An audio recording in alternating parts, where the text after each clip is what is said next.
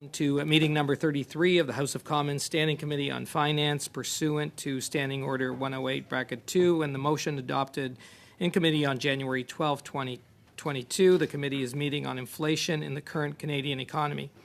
Today's meeting is taking place in a hybrid format pursuant to the House Order of November 25, 2021.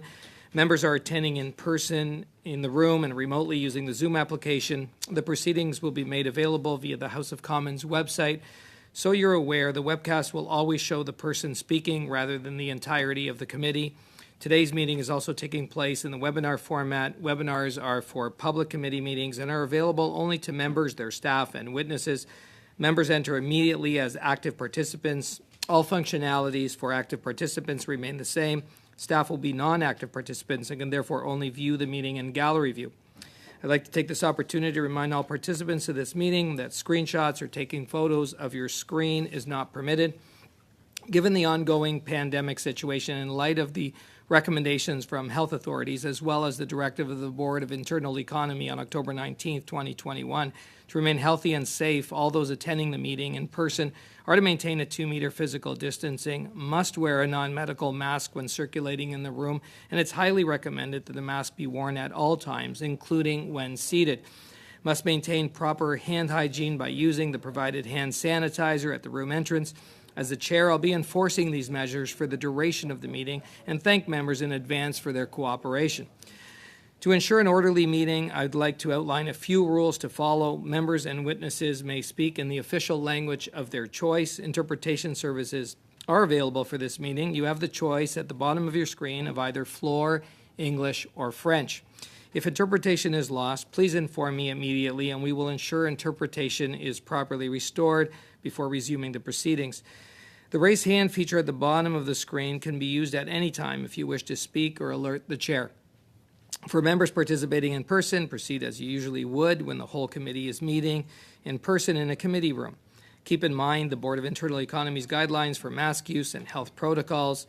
Before speaking, wait until I recognize you by name. If you're on the video conference, please click on the microphone icon to unmute yourself.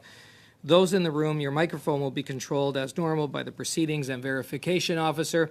When speaking, please speak slowly and clearly. When you're not speaking, your mic should be on mute. A reminder that all comments by members and witnesses should be addressed through the chair. With regard to speaking list, the committee clerk and I will do the best that we can to maintain a consolidated order of speaking for all members, whether they're participating virtually or in person. The committee agreed that during these hearings, the chair enforced the rule that the response by a witness to a question take no longer than the time taken to ask the question.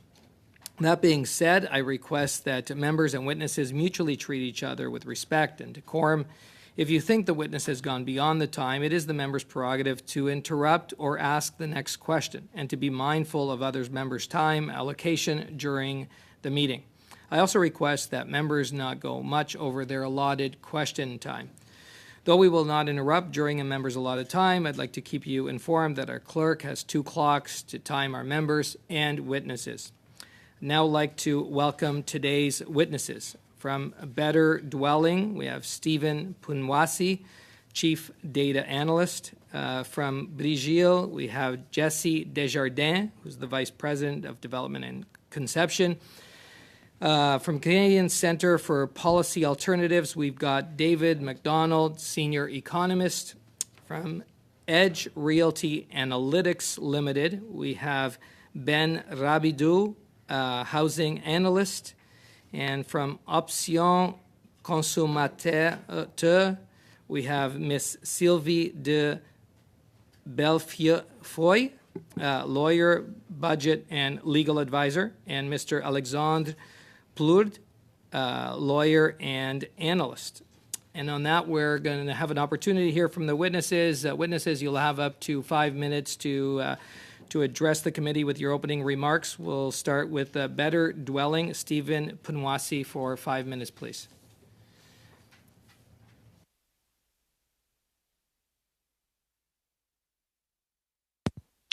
Hey, can you hear me?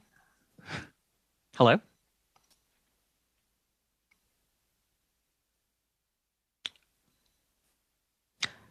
Hi, good afternoon. Thank you for the invite. My name is Stephen Mwasi. I'm the Chief Data Analyst at Better Dwelling, Canada's largest independent housing news source. Some of you might be familiar with my work, helping to identify the extent of Canada's money laundering problem or the global vacant home crisis. For the rest of you, my expertise is in behavioral finance and the levers that impact the price of assets. Today, I'd like to talk about cats, but I was invited to speak about inflation, so let's do that instead. Yes, inflation is indeed a global issue. However, it's not because of some outside force of nature. It's due to similar monetary policy missteps rolled out across many countries. Sovereign currency issuers with a convertible currency like Canada can control the value of their money and therefore its inflation. The key issue is that low interest rates have been too low for too long. At the beginning of the pandemic, central banks were worried about deflation. The Bank of Canada's primary tool for fighting deflation is lowering interest rates to increase the demand for goods, especially mortgages. The goal is to stimulate demand to overrun supply, creating a non-productive price increase, also known as inflation. When low rates fail to stimulate enough inflation, central banks will use something called QE or quantitative ease. QE is an unconventional monetary policy tool that's used to create even more inflation. It doesn't shine your shoes, it doesn't make your coffee. It literally only has one purpose, creating more inflation. It does this by flooding the market with money, providing liquidity to credit markets, and driving down the cost of borrowing. After all, supply and demand applies to every single part of the goods and services chain, not just the final product. For the longest time, we assumed that low interest rates were a good thing. Cheaper money lowers the cost of debt, right? The perfect example of this is housing. A few months ago, the Bank of Canada set out to prove low rates lower the cost of housing, and whoops, not what happened. They found out consumers adjust their budgets to incorporate the excess credit available, thus inflating the price of housing across the board for everyone. Buyers didn't see lower carrying costs, but they paid a larger principal. For the past 30 years, central banks thought they were making housing more affordable with lower rates. It turns out no one did the math until recently. Now, why are these points important? In October, Canadian inflation was at 4.7 points, more than double the target rate.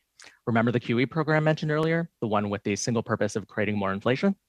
It was still running at this point, and Canada's banks were literally writing to clients to say that the central bank was recklessly ignoring its own research. It's like the Bank of Canada is stepping on the gas and saying the car won't slow down due to external factors. There is a supply shortage failing to meet demand, is the narrative that they're going with. Let's talk about that demand quickly. This isn't regular demand, but demand stimulated by low interest rates. BMO estimates a third of existing home sales are excess due to the low rate stimulus. Sales are just off the record high, not an economically repressed level that needs more stimulus. Low rates don't stimulate selling, though. It only creates competition because it's supposed to inflate prices. Once again, the goal of expansionary monetary policy is to create inflation. Demand is supposed to outrun the supply to create that price increase.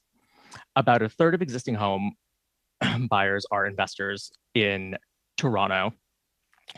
In Toronto, about a quarter of home buyers are investors, which is a mind-blowing amount for a market of its size. They aren't fulfilling their passion for being landlords, but looking to capitalize on a capital inefficiency.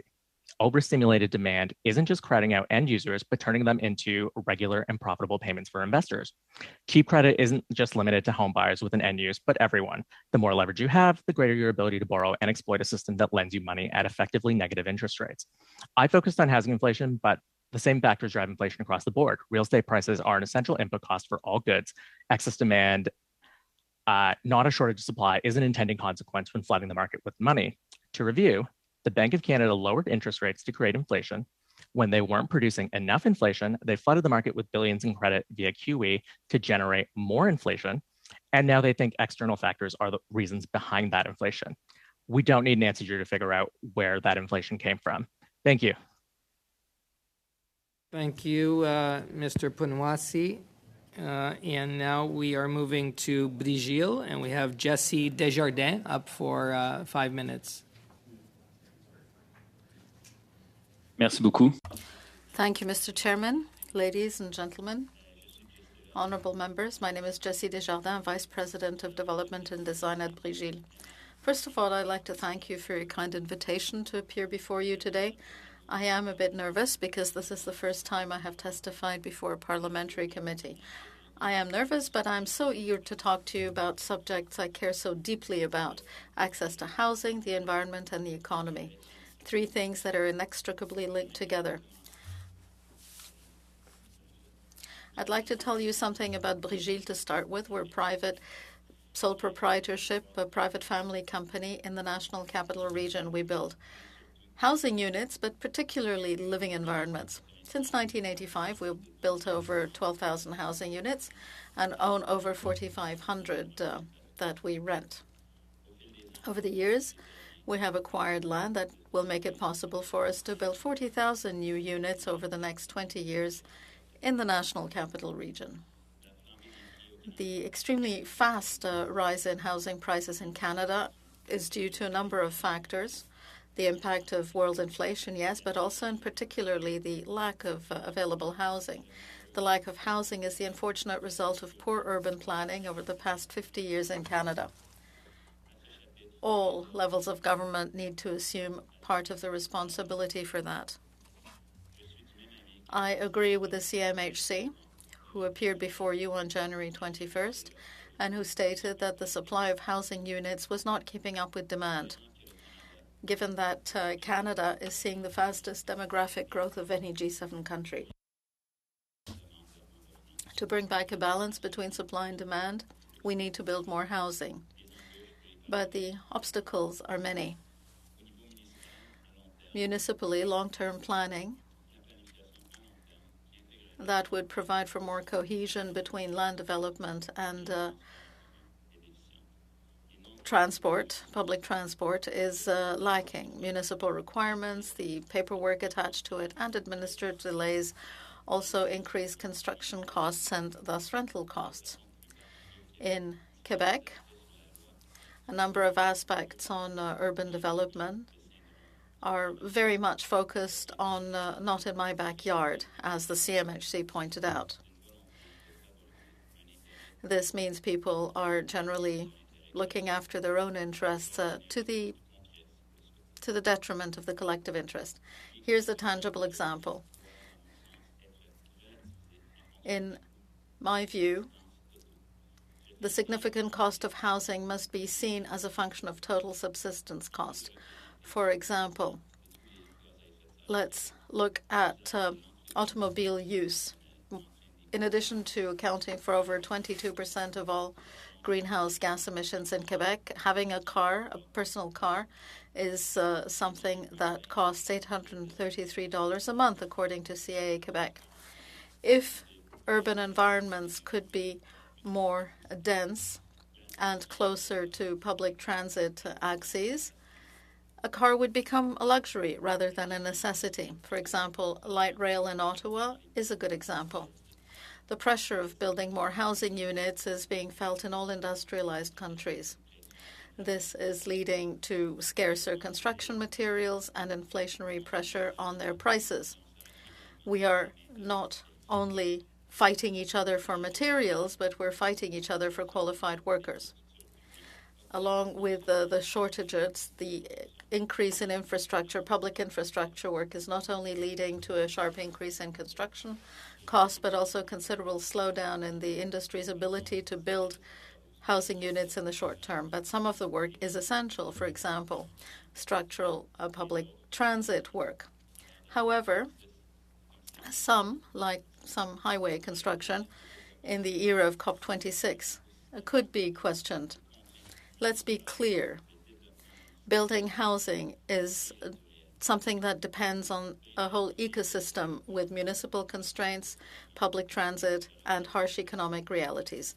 We will be happy to answer your questions. Thank you, Mr. Desjardins. And thank you for all the homes that you're building. We are now moving to the Canadian Centre for Policy Alternatives, and we have got David McDonald for 5 minutes, please. Thank you, and I'd like to thank the committee for the invitation to speak to you today on this pressing issue of inflation. While there were clear inflationary pressures in late 2021, the situation has gotten much worse with the Russian invasion of Ukraine. Despite this, inflation is an average of individual prices, and those prices can be examined in more detail with possible solutions for those increases devised. In looking at the data, there are four main drivers of high consumer price index. I'd like to examine each in turn and then move to what the federal government might be able to do to address those pressures. The four main drivers of inflation that have seen both large increases in the past year and represent relatively large proportions of the consumer basket are homeowner replacement costs, cost to buy a new home or used home, the purchase of cars and trucks, gasoline and home heating oil, and food, but particularly meat purchased in grocery stores. On the first item, home purchase prices, there has been an incredible increase in house prices since the start of the pandemic due to several factors, not least of which is record low interest rates. Recently, this has led to overwhelming investor demand. Investors now make up a quarter of all new mortgage loans in major markets. It's worth pointing out that sky-high home prices are not due to the lack of new houses. In fact, we've built more new houses in the past 4 years and we've created new families. Also, as there's no one home per family rule, with investors buying a quarter of all homes, there could never be sufficient supply as investors scoop up second, third, and fourth properties. The federal government didn't cause this problem, but it's likely the area where the federal government can have the most impact of the 4 areas I've mentioned. Recent federal housing affordability measures have often focused on providing homebuyers with additional options for more leverage. CMHC's shared equity mortgage program or tax breaks for first-time homebuyers simply drive up prices further. At this point, the focus should be on investors, whether foreign or domestic, with the goal of changing expectations about the market. This isn't a problem of fundamentals, it's a problem of market psychology. OSFI and CMHC have plenty of tools available to tamp down investor demand and moderate prices as a result. Requiring ever higher down payments for investment properties would be a first good step. Increasing the down payment from 20% to 30% on first investment properties and then requiring an additional 10% down for every additional investment property would send a strong signal. CMHC should also limit borrowed money as a means of down payment, for example, using home equity lines of credit from existing properties. More transparency in bidding and inspections can certainly help, but will likely have a limited impact on prices. The second big driver of inflation is the price of gasoline and home heating oil. The war in Ukraine is having an immediate impact in this area. Obviously, the federal government doesn't control international oil prices, nor did it cause these prices to increase. The Russian invasion did. There are some steps in the short, medium, and long term that could help here. In the short term, oil price booms will lead to record profits in the oil and gas sector in Canada. However, an extraordinary profits tax on oil and gas producers recycled into a transfer for low-income households could offset the impact of higher gasoline prices in the short term. In the medium term, we should accelerate the shift away from gasoline for personal vehicles. Unfortunately, long wait lists for electric vehicles and key battery metals like nickel and palladium come from Russia, making this more of a medium-term goal. And long-term, we need to kick carbon out of our economy so its variable prices stop affecting the entire transportation supply chain. We need to do this for climate change, obviously, but also it makes us a lot less dependent on despotic regimes the world over. The third category of big price increases is on the price of cars and trucks. This is related to supply chain issues and poor purchasing decisions early in the pandemic by automakers, particularly in a cancellation of microchip orders. This is an international problem and not unique to Canada. In the fall, production was resuming, but border disruptions, along with some key inputs again coming from Russia, threatened to prolong higher prices in this area. And the final category driving inflation is high food prices, and in particular, high meat prices. In part, this is related to the drought last summer in the prairies. However, there's also heavy market concentration, particularly in the beef sector, with only 3 plants in the country processing 90% of all Canadian beef. In fact, one of the companies that runs those plants specifically cites high beef prices as the reason for its record profits in 2021. Not only are companies passing on the prices to consumers, they're adding an additional margin to pad their own profits. Unfortunately, there will likely be further impact from the war in Ukraine via higher wheat and fertilizer costs. However, this impact will likely take longer to materialize. In conclusion, several of the key drivers of high prices are international and unrelated to government policy. Ever-increasing home prices is a distinctly domestic issue, and the federal government could hold back these increases by cutting investors out of the market. While oil prices are international, our reliance on gasoline to fuel our transportation is not. All the more reason to move to a carbon neutral future in Canada. Thank you very much, and I look forward to your questions. And thank you, Mr. McDonald. We'll now move to Edge Realty Analytics and Ben Rabidou. Thank you, Mr. Chair, and good afternoon, members. Thank you for the invitation to speak here today regarding this study on inflation in Canada, which is a particularly timely topic. I founded North Cove Advisors in 2013, and since then have covered Canadian housing and household credit trends for institutional investors around the world.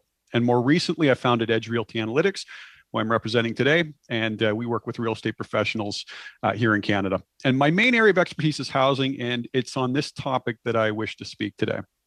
To put it simply, housing in Canada is in crisis. And I think we all understand that affordability is deteriorating, but it's sometimes helpful to look at the latest data to really frame the magnitude of the problem.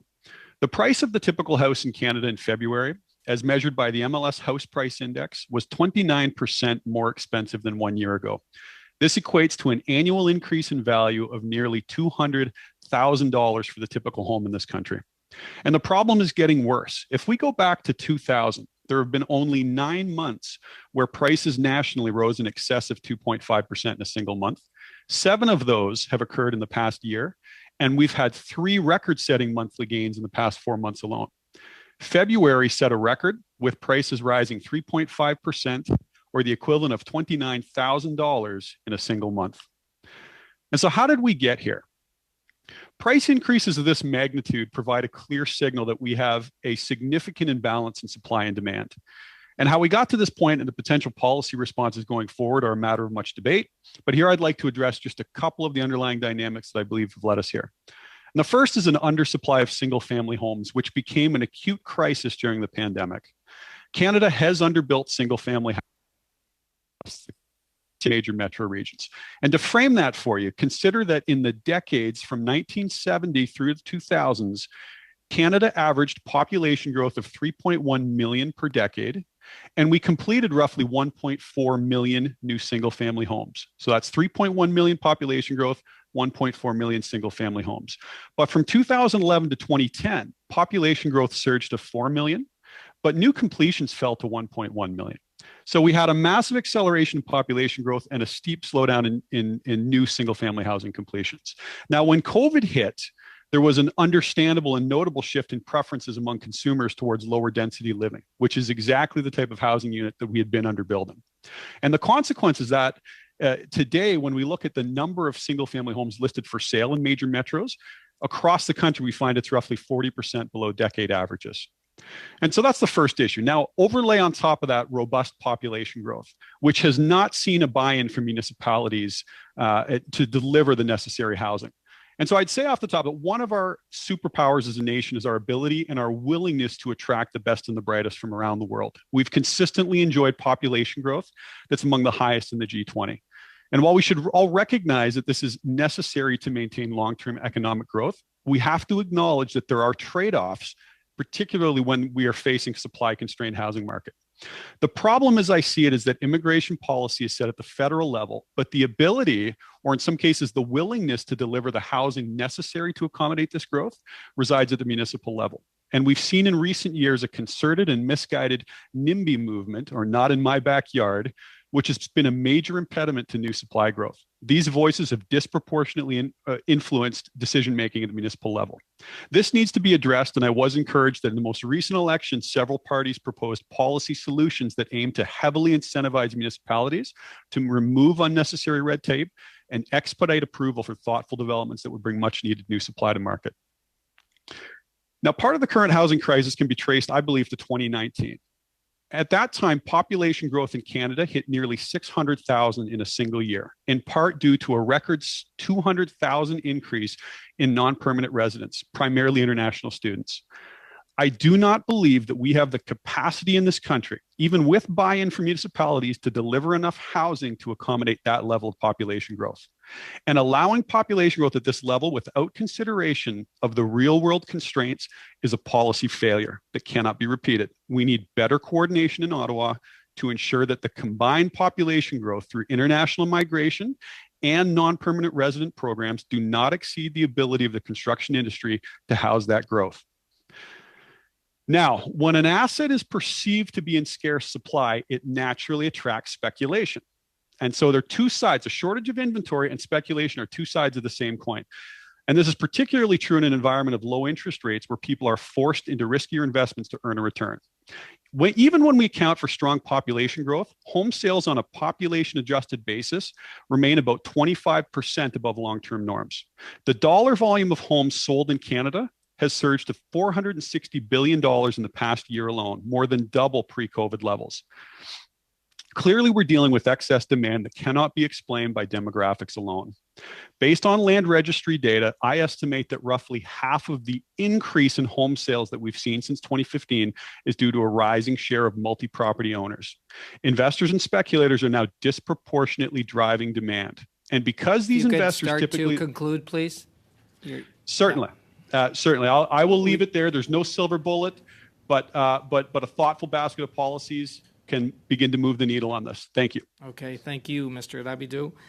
And there'll be a lot of time to answer questions from members when we get there. Now we have the option consommateur, Madame Sylvie de Belfoy, and Monsieur Alexandre Plourde, for up to 5 minutes, please. Alors, bonjour. My name is Alexandre Ploudre. I'm a lawyer and an analyst with Option Consommateur. With me is my colleague Sylvie de Bellefeuille, who is a lawyer and a budget advisor. Thank you for giving us the opportunity to speak to you today. Option Consommateur is an association with a mission of helping consumers and to defend their rights. We are in contact with consumers in financial difficulty or who have debt problems. As a result, the inflationary crisis in Canada is extremely concerning to us, regardless of whether the question is on housing, energy, or food. Inflation affects basic goods and services that consumers cannot do without. Consumers must pay rent, must use electricity, and must buy groceries. These expenses are not luxuries. They are essential needs that they can neither go without or put off. Thus, inflation is especially problematic for low-income consumers who have far less margin for maneuver to absorb a reduction in their purchasing power. Given the significant rise in prices, the consumers may find themselves making very difficult budgetary choices. For example, in most low-income households, food is one of the only compressible expenses. This means that consumers have no choice but to deprive themselves of adequate food in order to pay other expenses. We are seeing an increasing number of households using food banks to make ends meet, and that includes more and more workers. Of course, we are well aware that inflation is a complex economic problem which cannot be dealt with by a single measure. In spite of all efforts governments are making to stop prices from going up, consumers will have to see their purchasing power drop for probably the next few years. We are going to suggest 4 measures that could be helpful. The first is clearly more government support for the most vulnerable consumers, since low-income persons will be most affected by inflation. We should substantially increase some government assistance, including GST credits, the Canadian Child Benefit, and the Guaranteed Income Supplement. In our view, increasing and strengthening those programs would contribute to mitigating the inflationary shock for consumers that are most vulnerable. A second measure is to ensure that markets are competitive. More than ever, it is important to make sure that competition among companies works so that Canadians can get the best prices. Unfortunately, in a sector particularly important to consumers, there is not much competition. Telecommunications. Canada is one of the countries in which cell phone and other telecommunication costs are among the highest. This is because there is a lack of competition among providers. To enhance and foster more competition in the market and drive prices down, we are suggesting that the government force telecommunications companies to share their internet and mobile networks with smaller providers who offer lower costs. A third measure would be to legislate so there is more price transparency for consumers. Inflation has obliged some sellers to engage in a practice that substantially reduces the quantity of a product while keeping the same price. This hides price increases. In an inflationary context, we need to make sure that these practices are better monitored. Even though Canadian regulations oblige manufacturers to indicate quantities on products, we believe that legislation should go further and make sure that consumers are clearly advised when a brand reduces the quantity of its product. The fourth measure is to ensure that consumer goods that Canadians buy has an adequate life cycle. Given the significant increase in prices for household appliances and other devices, Canadian legislation should make sure these goods are repairable.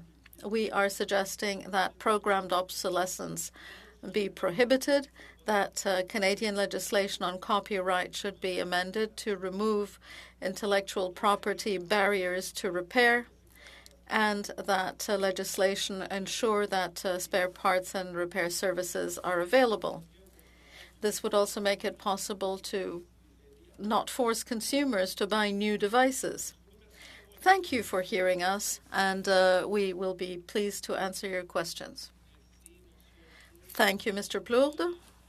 And members, just looking at the time, we will have about 55 minutes for question time. And before we then will move into camera members for our subcommittee meeting. So we are starting on our first round of questions. In this round, each party will have up to 6 minutes to ask questions. We're starting with the Conservatives, and we have MP Fast up first. Well, thank you very much, Chair, and thank you to all of our witnesses for sharing your thoughts on inflation in Canada. My questions are going to be directed to Mr. Punwazi. I was intrigued by your testimony. I'm sure you know that the Governor of the Bank of Canada was here not long ago, and I certainly tried to tease out of him an admission that his quantitative easing policy might have had an influence on the housing bubble, the housing inflation we're seeing today. And he did everything possible to resist making that admission. I think he said there was no direct correlation between the two. That sounded a little bit like a weasel word. But in the end, he did admit that there might be a relationship between QE and housing inflation. It's your view, I think, that housing inflation is very much directly related to quantitative easing and the low interest rates we have right now, correct? He's muted. You're on mute, Mr. Punwazi. If you could unmute yourself, please. If you Hi, sorry. Start again. Yeah, sorry about that. So yes, I definitely agree that one of the core features of quantitative ease is what they purchase government bonds that end up impacting the debt of similar terms. And with the BOC's QE program, they purchased a lot of those 5-year bonds intentionally to lower the cost of 5-year fixed rate mortgages. And there's no purpose other than to increase mortgage demand, which is actually something that the Bank of Canada said itself initially. At another point, the Bank of Canada also released a study that said that QE resulted in greater wealth inequality and inflated the price of assets. So that's kind of in conflict with what the governor said. Could you comment a little bit on the relationship between the government's fiscal policy demands and the demands on the central bank to engage in quantitative easing? So that's a sore topic, right? But let's use what the Bank of Canada said in one of its studies. They said rising levels of public debt have triggered mounting political pressure and government interference with central banks. So essentially, there are two forms of monetary dominance that the Bank of Canada explained in a study. And global pressures from governments have pressured them out of their own mandate. And when they're in control, it's called monetary dominance, and they get to control the rate of inflation, and that's sort of what they do. They only have to target that. When governments lean on a central bank, they create something called fiscal dominance. And this pressures the central bank to abandon their own inflation mandate as the primary issue and then support their spending. Okay, So let me quickly interrupt you because that's the nub of the question I've got. Is it your position that the government's fiscal policy or fiscal dominance has actually interfered in the decisions that the bank should have been making? Definitely. And the central bank itself actually makes that statement in its latest study, which is literally called The Central Bank Strikes Back, where they suggest in the future for a crisis like this, that a framework be put in place that the government can no longer threaten the credibility of a central bank by pressuring them to support their credit markets. And instead, there has to be some sort of trade-off between the two of them, where a government will have to implement some sort of framework that says that they'll exercise fiscal prudence and the money that they borrow will be very limited in terms of exactly what they need. And that way the central bank will support it. Just for clarity, when you refer to fiscal dominance, you are referring to the government's borrowing and spending needs that are then responded to by the central bank. Is that correct? Yes. If the government, credit, there's a supply and demand issue with credit too, right? If the demand for credit, which would include the government borrowing, exceeds the supply of cash, then interest rates rise on that cost. So to keep credit markets stable, the central bank will inject liquidity into the market to suppress those rates from rising. And the longer the government does this, the longer and greater the distortions end up becoming in the market, where they're no longer looking at their initial mandate. So as you know, the central bank is supposed to be independent of the government, and yet you're suggesting that the fiscal policy that the government has embarked upon, that its spending plans and its need to borrow money has in fact created fiscal dominance, Mr. Chair? which has driven... MP Chambers? Yes? Yeah, sorry, for those of us, I believe, online, Mr. Chair and Mr. Clerk, we lost about 30 seconds of audio there, so I don't know if you want to go back to Mr. Fast, but maybe just add 30 to his clock. I don't think we could hear anything. It looked like it was for everybody online, but I just wanted to raise that. Thank you. I second that. Okay, Mr. Punwazi, really what I'm getting at is I'm concerned about the independence of our central bank to make decisions that are in the best interests of Canadians, including those who are buying houses, who are taking out mortgages. And I think you've suggested that the decisions made by the federal government to borrow and spend have created fiscal dominance, which in a way has interfered in the decisions that the central bank has made. Am I correct in that? Yes, definitely. Sorry, did we miss that explanation of supply and demand with credit? Basically, the more demand there is for credit, the higher interest rates will go. So the central bank needs to inject liquidity into the market to stabilize those interest rates to keep credit growing at a rate that they feel comfortable with. So they need to abandon inflation and just stabilize the market. And the more the government does, the more the government needs to borrow, and the longer it does at non-market interest rates, the more distortions end up in the general market. Thank you, Mr. Punwazi. Thank you, and thank you, MP Fast. We're moving to the Liberals. MP Zerowitz for 6 minutes, please. Thank you so much, Mr. Chair, and I want to thank all the presenters for their presentations. I'm going to start off with Mr. MacDonald at the Canadian Centre of Policy Alternatives, and if I have time, I'd love to squeeze in a question at the end to Mr. Desjardins at Brigil. So, Mr. MacDonald, you've talked about quite a bit about inflation, and you've also talked about housing. In terms of inflation, when you know, all the reports I'm reading is that inflation has risen around the world, and the key drivers behind inflation globally, and this includes in Canada, is the global oil prices, pandemic supply chain problems, and the way the virus has changed spending habits, among other things. Would you agree with that? Those are those are three of the four drivers that I highlighted. Yep.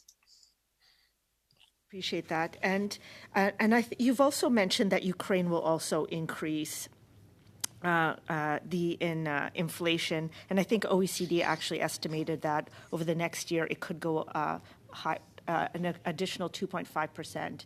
Do you also agree that that might be the case? Yeah, certainly the impact was pretty immediate on oil and gasoline prices. It may well have an impact on food prices, although that's potentially longer term via wheat and fertilizer markets in particular, but that's not entirely clear what the impact of that will be. Okay. And do you think, in terms of the Ukraine and sort of the impact of inflation there, do you think there's anything that Canada can specifically do about that? I mean, the federal government doesn't control the price of oil. It doesn't control the price of gasoline. Those are international markets. That's not to say that we can't control to some degree our reliance and our own supply chain reliance and personal transportation reliance on gasoline. That's not something that changes overnight, but it's certainly part of a long-term strategy towards carbon neutrality. And so we can't change the prices, but we can change how much we use of it. Okay, I appreciate it. And one of the things that I was happy to note was the fact that a number of our government benefits are indexed to inflation. So CPP, OAS, GIS, GST, CCB, I believe, are just the ones that comes to mind. Would you say that that is a positive thing that's going to help some of the most vulnerable in our country being able to at least partially weather the storm that is currently underway and ahead? Yeah, all the major federal income transfer programs are indexed. That's not necessarily true provincially. I think the only area where federal benefits are not indexed is on reserve, where the on reserve social assistance matches whatever they're doing, have it indexed their social assistance, and the federal government doesn't index its own social assistance. But across the major transfers, it's positive to see that all of those are already indexed to inflation. No, and I appreciate you saying that, just because we're all worried about our most vulnerable. And we're all worried about the impact on them. It was already difficult during the pandemic, and I do think that this is a benefit. This is a positive, and I do think it's important to highlight. There's always gaps in our supports, and I think it tends to be sort of single males that don't have sort of a job. And I don't know if you have any recommendations on how we can help the particular group that might not have access to the other benefits I might have talked about, in order to sort of support them through this sort of anticipated inflationary period. Yeah, I mean, federally, we have a basic income system for seniors via the Old Age Security and Guaranteed Income Supplement. We have a system for families with children via the Canada Child Benefit, but we really have no institutional supports for adults who don't fit either of those two categories. It is one of the big shortfalls in Canadian income security.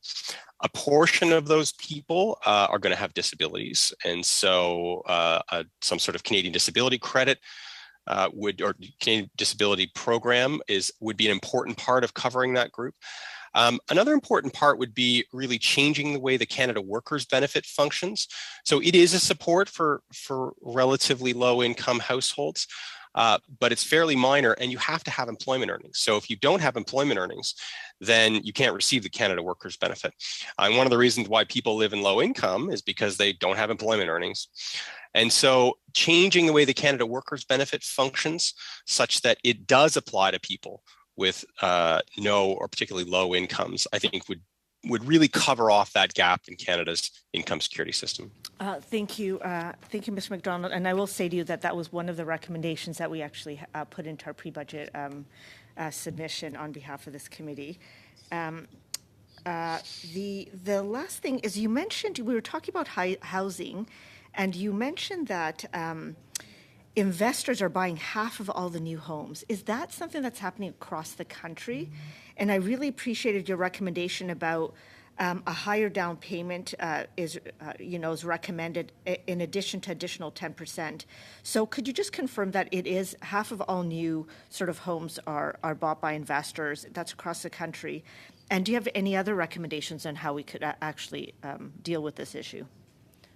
That was actually an estimate that Mr. Rabideau made. I was referring to the Bank of Canada study that came out 3 or 4 months ago that looked at the percentage of CMHC mortgages that were for investment properties. And that's in the neighborhood of 20 to 25% in Canada's big markets. And so I think this is one of the parts where the federal government can play a very active role in moderating prices on the housing file.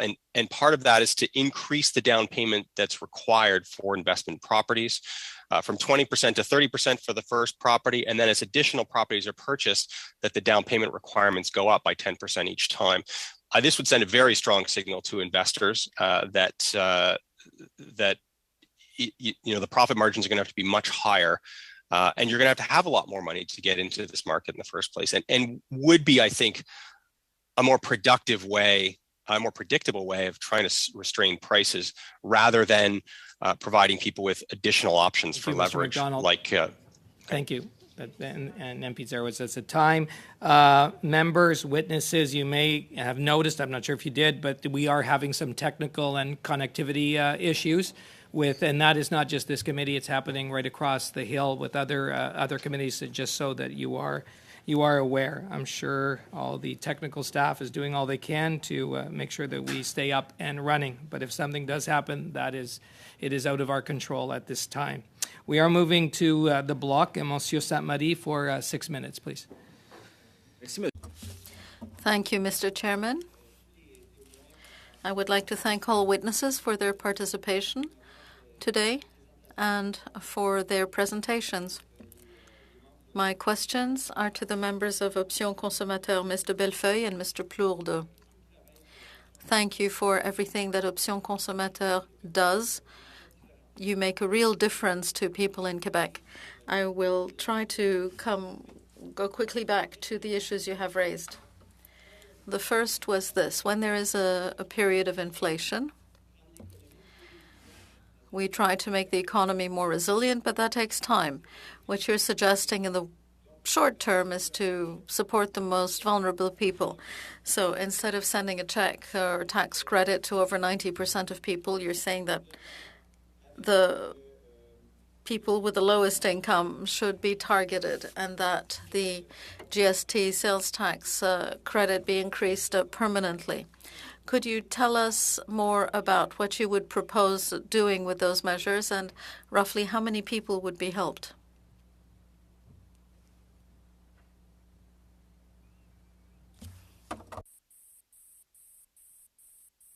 Bonjour. Thank you for your question.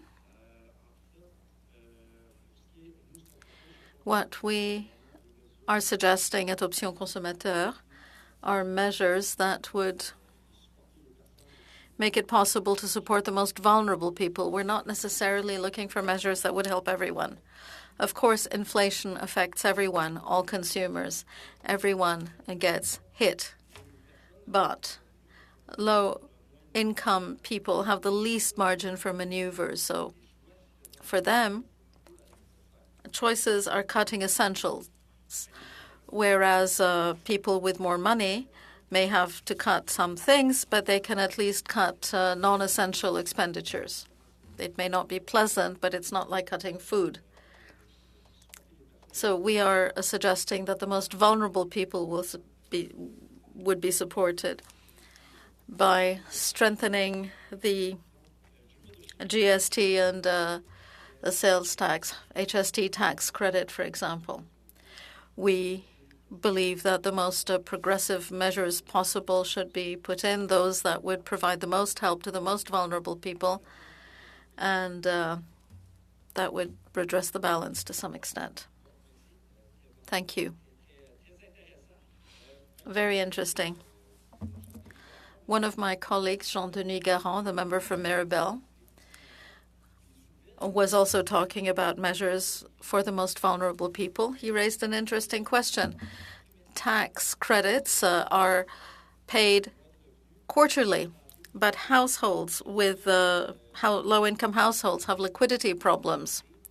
Jean-Denis suggested that if it wasn't too complicated, that the credit be paid monthly. So instead of waiting 3 months for the check, households would receive one each month. Yes, it would add up to the same amount, but it would be paid more frequently, in more frequent installments. Do you believe this would make a difference?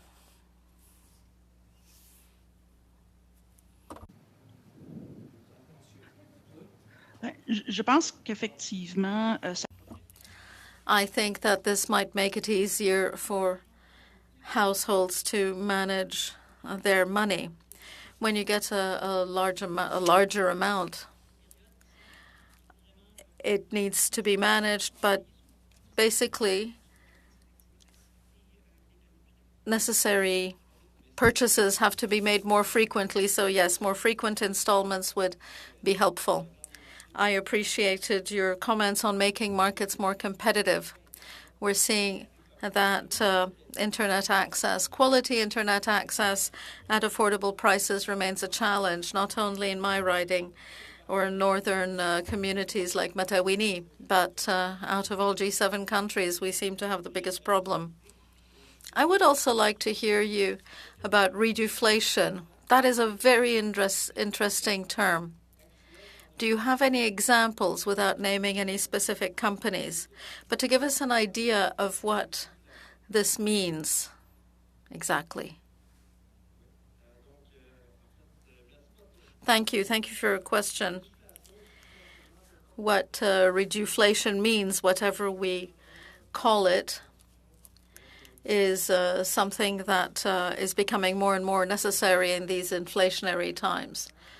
Take any food product or any non-food product that could be affected. We've seen many examples in the media of, well, it could be cereal boxes, cheese, juice.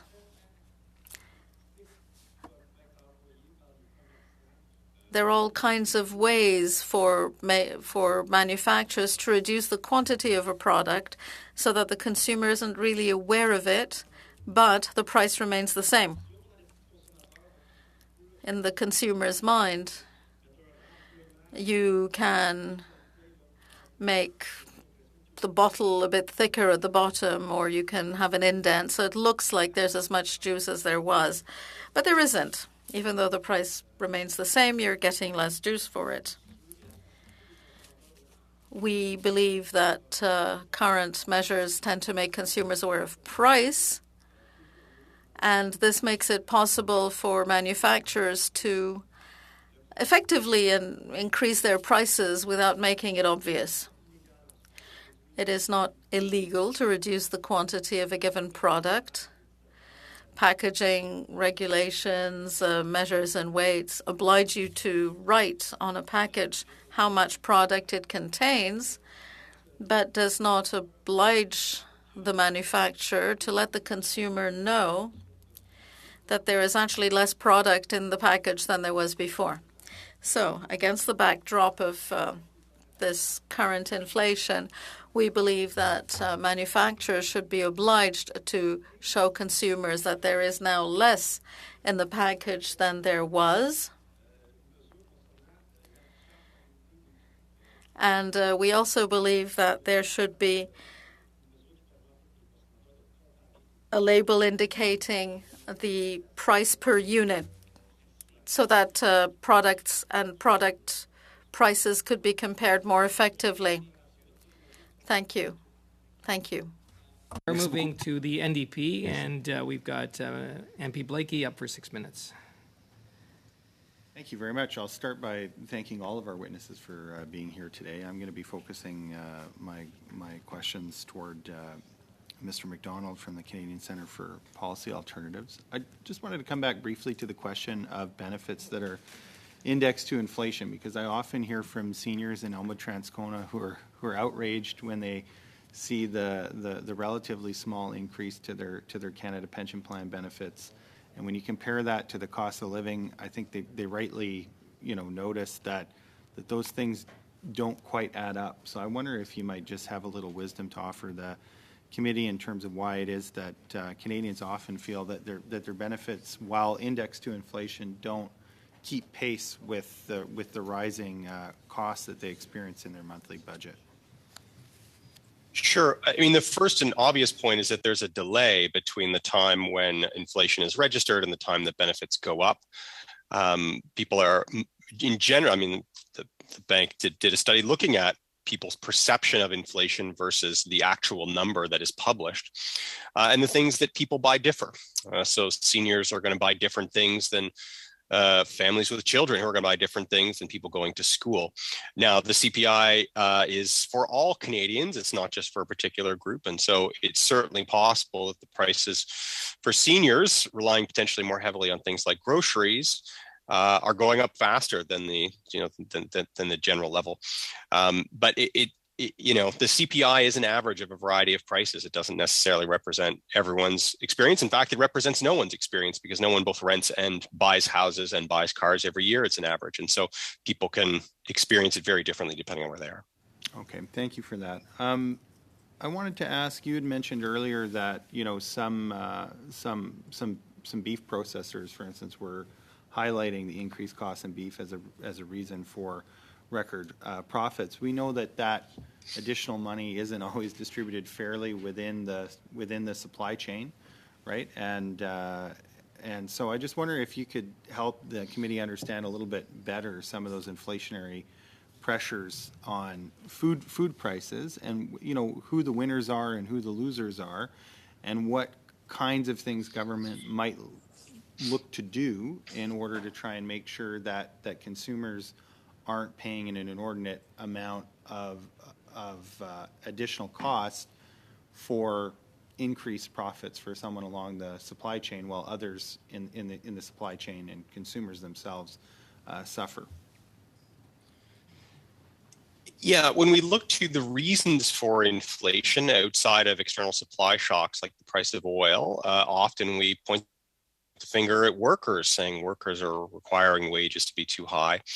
But there's another possibility, which is that corporations are increasing profits along the supply chain. So their cost of goods may well have gone up, and they may well pass that amount on to consumers plus an extra 2% or 5% on top to pad their own profits. This is another possibility for why inflation might be going up. And so it's worth considering market concentration in particular areas. I mentioned beef just because it is so concentrated and there's so few facilities in Canada that actually process beef. There's three major plants, two of which are owned by Cargill. And Cargill reported record profits in 2021. Now they cited in this big international corporation, and they cited in that in part high beef prices, so it wasn't exclusively Canadian. But it just goes to show that the fluctuation in prices and consumers' general acceptance at the grocery store that prices will be higher doesn't mean that there isn't a profit margin being built in as a result of that trading up the supply chain. And this isn't a surprise to beef producers. They're well aware of the market concentration. It's not a surprise to farmers in general, who haven't seen the prices that they receive for their goods go up, despite the fact that the price of bread goes up for end consumers. And so somewhere along that chain, someone is capturing that value, and it's not farmers. And so, it's often where those supply chains are very constrained through a couple different parties, and the grocery store industry isn't terribly distributed in Canada either, where you see a concentration of profits. So I think it's well worth considering when we are seeing this big boost in inflation, people are taking advantage of it to boost their own profits. So, we often look to competition within the market in order to be able to, hedge against unfair profit taking. Where there's an insufficient amount of competition in the market, what are some other solutions that Canadians might look to in order to make sure that no one particular company or no one particular player in the supply chain is making an inordinate amount of profit? In the short term, one of the approaches could be an excess profits tax. I know this is something that's already under consideration for the banking industry. It could also be considered for the oil and gas industry that will see, I'm sure, record high profits because of high oil prices this year. But it could also be applied to other sectors like grocery store chains and so on, so that any excess amount that they're making could then be recycled potentially to a transfer to low-income households, like others have mentioned here, increasing, one-time payment to the GST credit as an example of that. And it's not necessarily, that's maybe a short-term option. If we take a look at the issues around beef processing in particular, building out more local supply of abattoirs, which could be based on federal funding, is another way of distributing that market. Sometimes market concentration isn't just going to go away on its own. Often governments need to intervene to make markets fair. It's not that they will necessarily be fair. In some cases they will be, but in some cases they won't be. And so it's worthwhile continuing to examine market concentration and excess profit taking and what governments can do about it besides just an excess profits tax. Thank you, and thank you, MP Blakey. Members, we are moving into our second round, and this will be our last round, just looking at the time. We're starting with the Conservatives, and we have MP Chambers for 5 minutes. Thank you very much, Mr. Chair, and welcome to all of our panelists today. Thank you, and for those of you who are here for the first time, welcome. It's nice to have a diverse view of voices here at this committee. I'll focus my questions for Mr. Ponwasi and Mr. Rabideau. Mr. Ponwasi, I'd like to just pick up a little bit where my colleague left off, but first just like to commend you on your team on your work at Better Dwelling. I think providing some excellent insights in a very consumable form, easy to read. So it's a great and refreshing to see some consumable information out there for Canadians. If the Bank of Canada didn't purchase the bonds, government bonds, what would have happened to interest rates?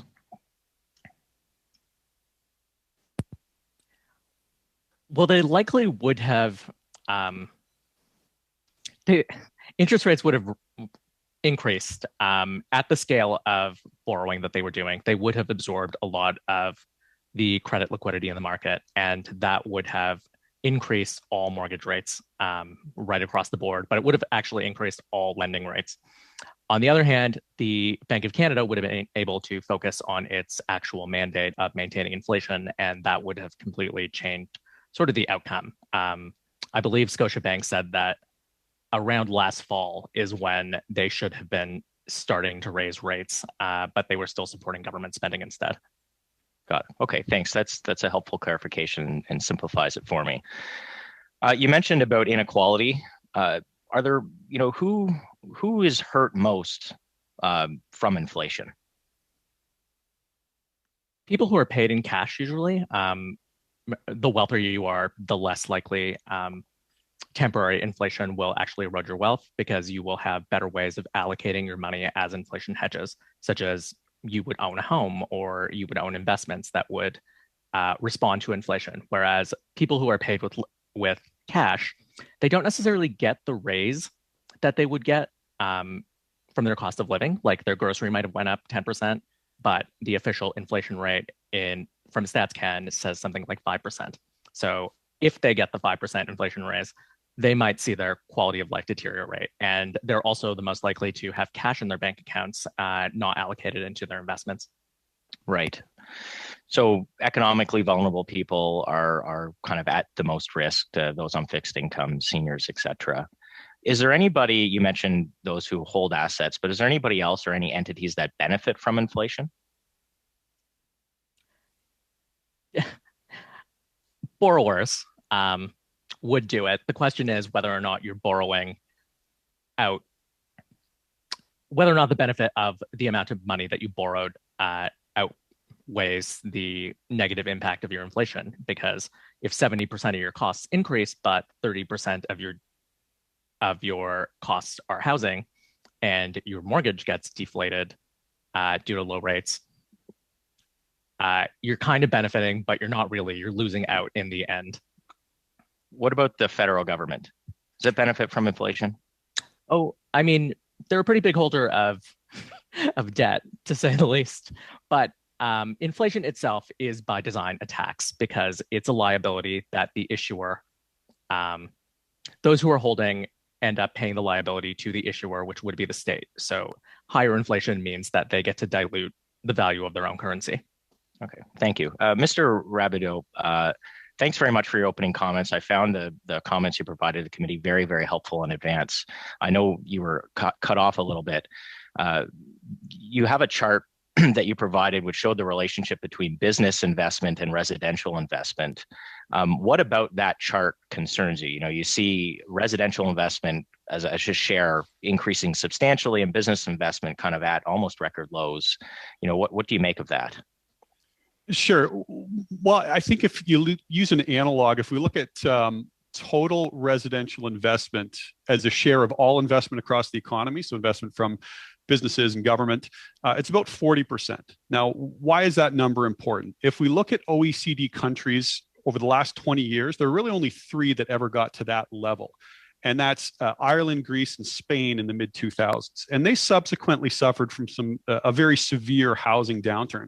And so the concern is, as people pour more and more money into residential real estate and less into the productive elements of the economy, then the ability to service that debt longer term is arguably diminished. And so it's a big concern from where I stand that we're seeing record residential investment and very low business investment. Very, very quickly, 2-second answer. Do you believe, Chambers. you said a crisis, is it a bubble, a housing bubble? Yes. Okay. Thank you, MP Mr. Rabideau. Chambers. We are moving to the Liberals. MP Chattel for 5 minutes, please.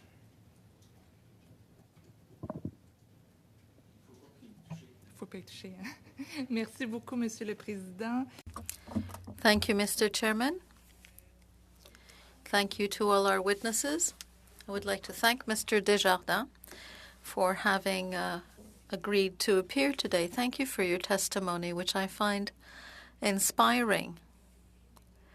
It's great to hear you talk about environmentally integrated urban development. I'd like to come back to that because I found it very interesting, the link you make between green infrastructure and housing development. The committee has heard testimony from a number of witnesses that there is a housing inflation problem around the world, and it is a supply and demand issue. You said in your introduction that there were constraints on supply, both municipal and provincial constraints. Could you please tell us more about those constraints? Thank you for the question. Yes, there are many constraints at present in the realty sector when it comes to building housing units quickly. When we submit a project to the municipality, it can take 12 months or more to get a building permit. In an inflationary market like the one we have now, that 12 months might mean that at the time we submit our project and the time that we get the plan, that permission to build, the project is actually no longer viable. It's become no longer viable. So those costs have to be reworked completely. So by accelerating the permit issuing process would make it possible to manage inflationary risk much more effectively. It would also make it possible to be helpful to line up investments between various sectors, like when the development is going to be close to public transit, there could be an integration there. So one issue is the time it takes for permits, and secondly, regulations, which are increasingly stringent, regulating the type of building and unit we have to build. So that has an impact on quality in Quebec. The construction industry is only 4-point-something% of GHG emissions, while cars account for 22%. So I do think we need a more holistic approach with a much more overarching view of the complexity of our cities and find collective solutions that would make it possible to build more quickly. Thank you. That's very interesting. Mr. Desjardins, you talked about structural transportation and the significance of green infrastructure in public transit when planning new housing. Do you have any tangible examples that you could share with us? Yes, of course.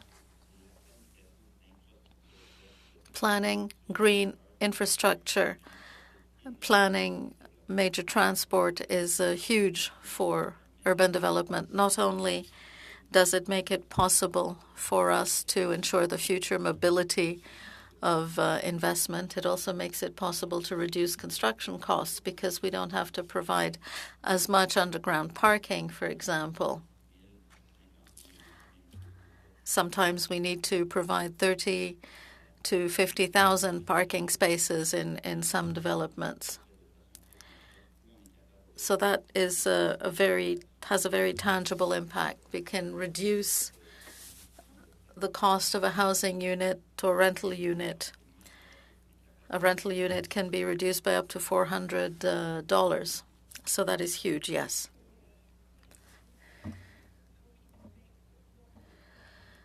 The role of the federal government, we've talked about municipal governments. If you could say something about that. Yes, the federal government does have a role. If investment in car-based infrastructure can be reduced, then those efforts could be diverted to housing, and that would reduce pressure. The government's role would be to make it possible for Canada to be more mobile and sustainable. Thank you. The bloc, Monsieur Samari, for 2.5 minutes, please. Oui, donc toujours pour. Mr. Samari, 2.5 minutes. Thank you. Question for Mr. Plourde and Madame de Bellefeuille. You want to support more vulnerable people, have greater price transparency, make sure that consumer goods don't have programmed obsolescence built in. You are suggesting to support social housing more effectively and to have better initiatives for access to housing like cooperatives. I would like to move away from your statement for a moment, but there's still a link with what I'm going to say. You showed in your statement how significant it was and important it was to defend consumer rights, particularly the rights of the most vulnerable consumers. And there needs to be a balance between industry and consumers. In Europe, there is good support to guarantee that kind of assistance. But if there hasn't been inflation over the past 20 years, it is because the government also does support consumer associations. As a part of its efforts, the government has made sure there has barely been any inflation over the past 20 years. So please explain the importance of organizations like yours in assisting and supporting consumers, particularly those least well off. Oui, bonjour. Je vous remercie de me donner l'occasion. Thank you for allowing me to speak about this issue, which is very concerning. There's tremendous underrepresentation of consumers in Canada. Industry has the means to pay representatives to further their interests, especially industries at the federal level like telecommunications, banks. We saw during the pandemic that the airline industry, federal industry, generates a great many profits, could afford lobbyists to defend their interests. But Canadian consumer groups are generally underfunded. They receive very little money from the federal government. For years, we have been asking for an increase in the Science and Development Innovation Fund, which supports consumer research. We are asking the fund to be increased so that assistance can be provided for consumer associations to do their work. Defending consumers in 2022 is becoming increasingly complicated. Thank you. On time, but thank you very much for your answer. We're moving to the NDP and MP Blakey for 2.5 minutes. Thank you, Mr. Chair. And Mr. McDonald, I just wanted to come back to you to talk a little bit about housing. You had mentioned earlier the role that kind of escalating down payment might play in tempering kind of the investment culture in the housing market. I'm wondering if you've given some thought to whether CMHC mortgage insurance premiums might be different for people buying a residence as opposed to people buying an investment property, and if you have any suggestions for the committee on what public policy might be able to do to help combat inflation in rental prices. Well, to start with your last question first, the inflation in rental prices is in many cases directly governed by provincial governments. And so what they say goes in terms of the increases that are allowed in those markets. So in that sense, caps already exist in those areas insofar as the provincial policy says so, and they're not new units, and there's a variety of exceptions to that. I mean, this doesn't help you in the sense that this is provincial government policy, not federal government policy, but it is one area where governments do have a direct influence over the consumer price index. The purchase of housing is another one, and things like tuition and childcare fees are other areas where governments fairly directly set prices that consumers pay, and that those are part of the consumer price index. When it comes to other levers that could be pulled to discourage investors but continue to allow the market to be open to homeowners, changing the premiums on CMHC insurance is another way. But I would just encourage members to consider tamping down on investors in particular, in that what you're attempting to do is get speculation or some of the speculation out of the market in the hopes that this moderates or even reduces prices.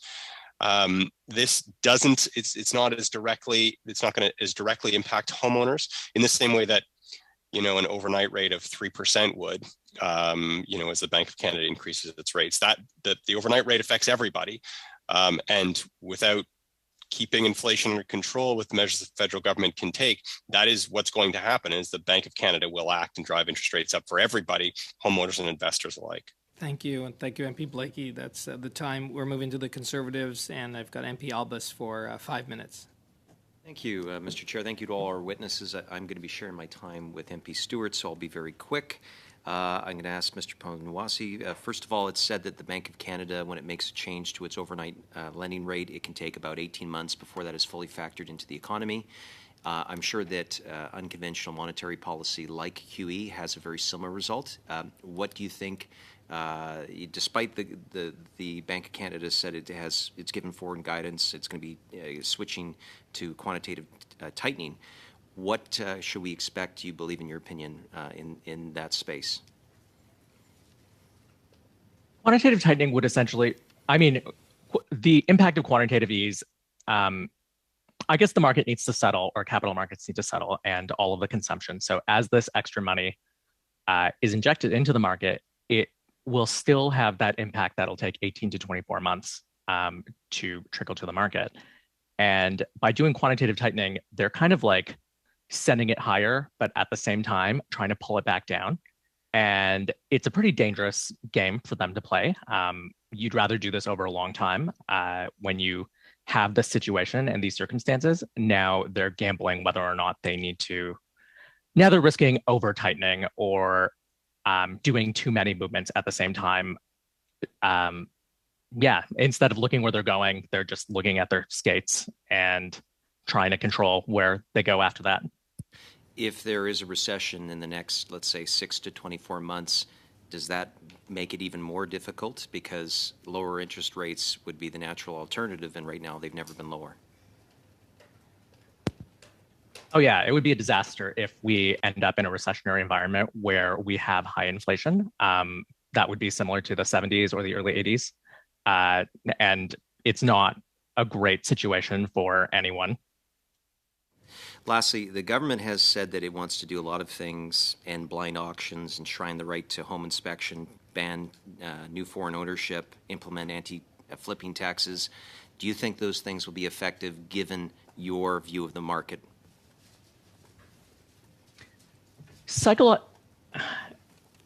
Bubbles tend to involve emotional impact, and regulatory movements like that may not have a direct impact, but it tempers the expectations of people in the market.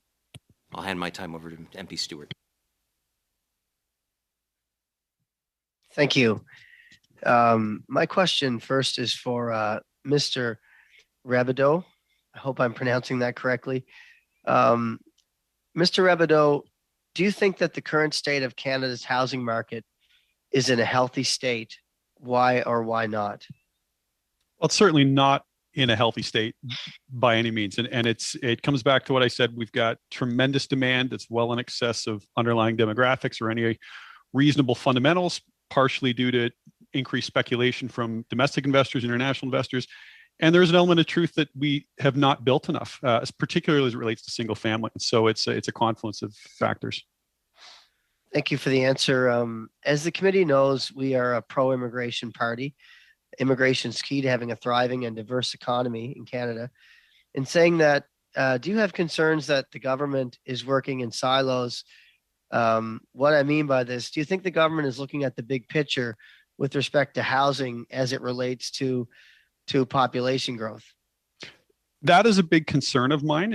And I'm concerned that when the federal government is setting permanent immigration targets, they're perhaps not considering the impact of non-permanent residents, such as foreign students, which still require rental accommodations in many cases, tighten the rental market, push some people out of the rental market into the ownership market, and have a net effect of tightening the overall market balance. So, 600,000 people in 1 year, we can't accommodate that. So we need to be much more thoughtful about how we do immigration policy.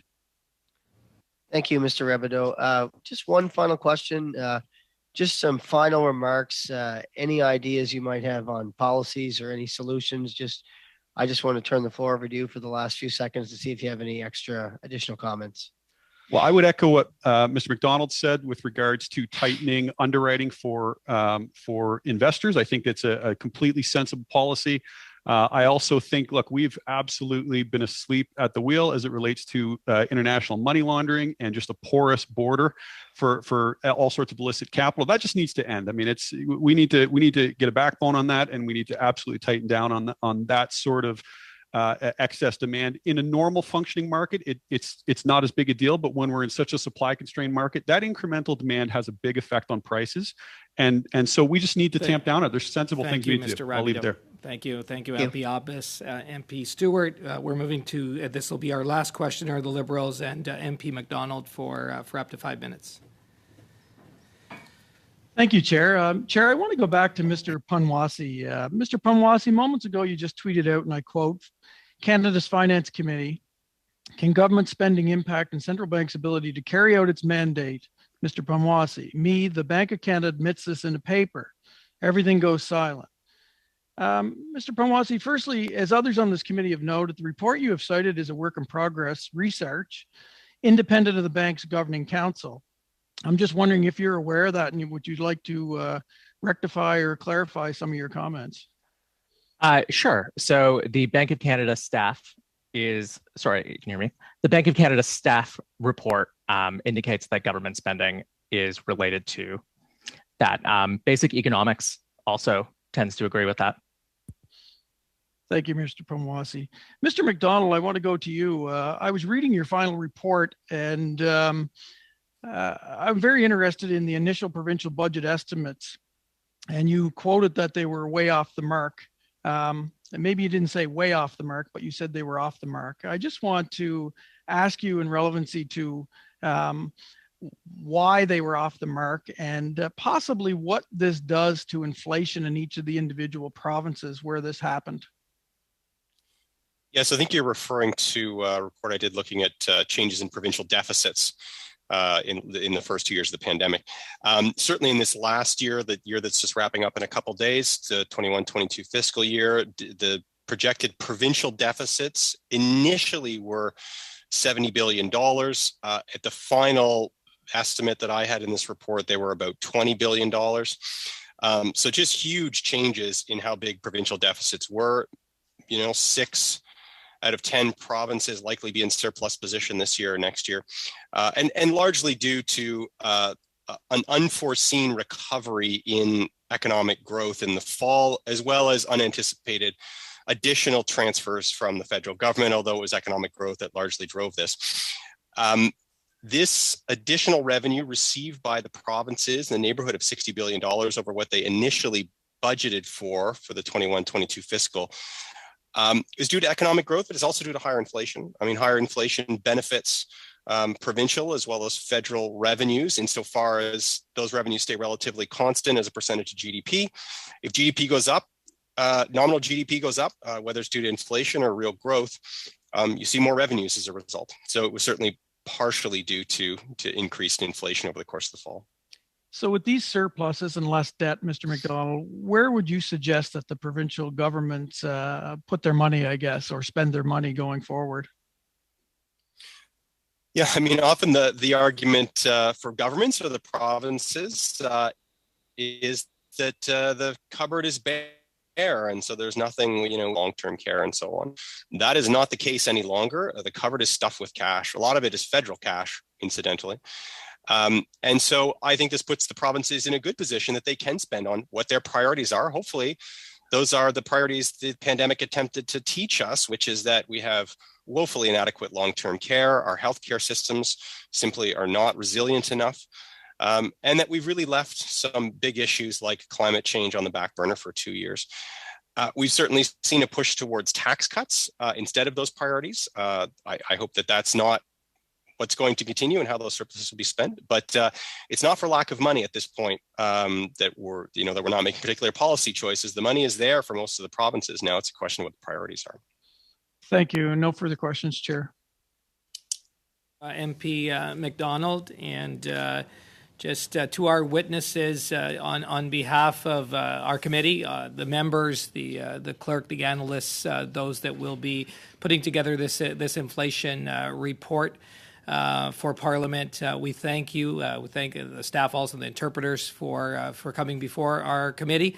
For those that are new to committees here on the Hill, you've done a superb job, and thank you very much for all of your answers, and we hope you have a great day. Thank you very much. Thank you, everyone. And now, members, at this time, we'll adjourn the meeting. And I ask members to leave the Finance Zoom public meeting. And for those on the subcommittee, please reconnect to the subcommittee in-camera Zoom links provided by the clerk in a separate email.